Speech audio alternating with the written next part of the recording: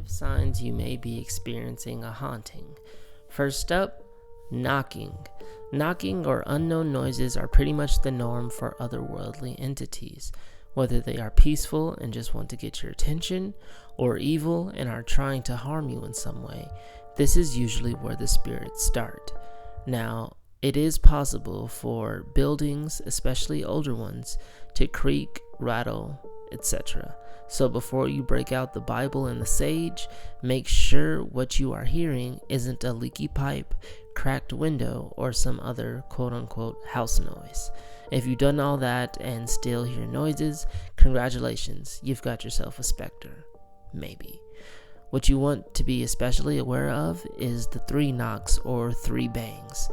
There are a lot of things associated with hearing a knock 3 times, such as someone close to you passing away, a possible mocking of the Holy Trinity, that's the Father, the Son, and the Holy Spirit, something bad coming your way in 3 days' time, amongst other things. This phenomena is actually taken very seriously, especially if it persists. FYI, if you have a series of 3 knocks 3 times, so 9 knocks in total, maybe get someone to perform a blessing over your house, because that's a big no-no. Next up, change in temperature. Spirits, specters, ghosts, whatever you want to call them, lack a physical body, and it is because they lack a physical body that they are unable to produce energy. That, however, doesn't stop them from being able to manipulate things in the physical world. One way they do this is by using the energy of other physical things. Energy has many different forms. For example, there's the electricity in your appliances, the battery in your phone, or a much larger source of energy. Have you ever felt a cold chill just come over you? Or have you ever just walked into a specific room and immediately gotten cold? If there's no other explanation for why that would happen, a window being open, a broken thermostat, ice sculpture in the room, that sort of thing, you are probably experiencing a spirit using your body as a way to manipulate something in the physical world.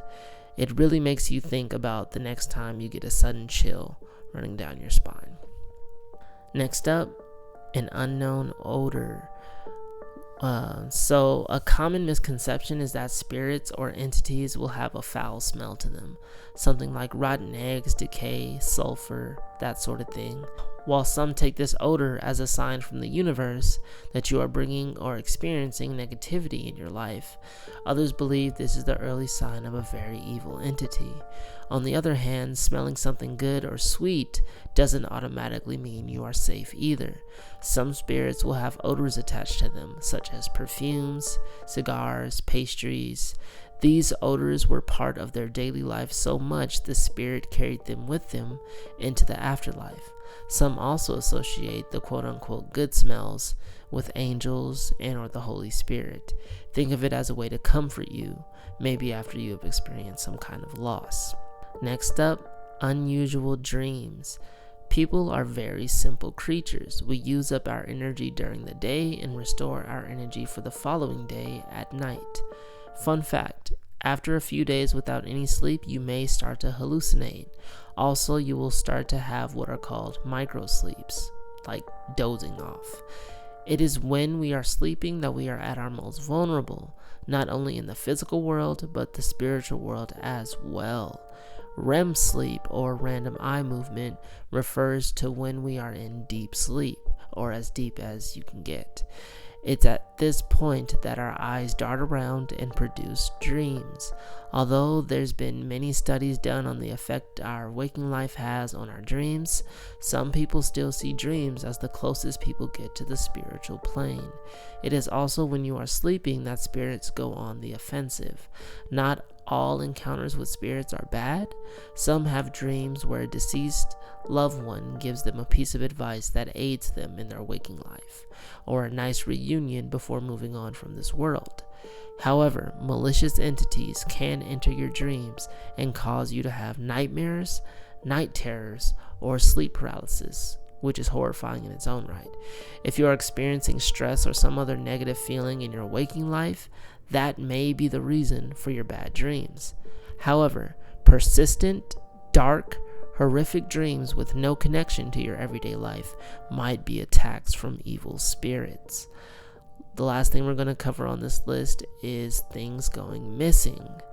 So, humans are creatures of habit, especially as adults. We wake up, get ready for our day, maybe have breakfast and go about our lives, and then we repeat this over and over and over again.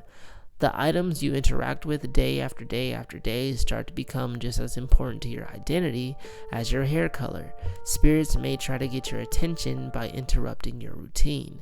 They can do this by taking something necessary to your daily routine. The one thing that can really slow you up on a busy morning is not being able to find your keys. You will flip your house upside down and turn it inside out to find those keys. This panicked version of yourself gives the spirit exactly what it wants. Remember how I said spirits take the energy from people? They can also receive energy from you when you are exerting negative energy. Feelings like fear, anguish, anxiety, sadness, stress, and panic are buffets for spirits. A very good piece of advice is to not panic. If you knew you left your remote on the counter, just calmly retrace your steps and don't get all riled up when you search everywhere just to find it exactly where you left it.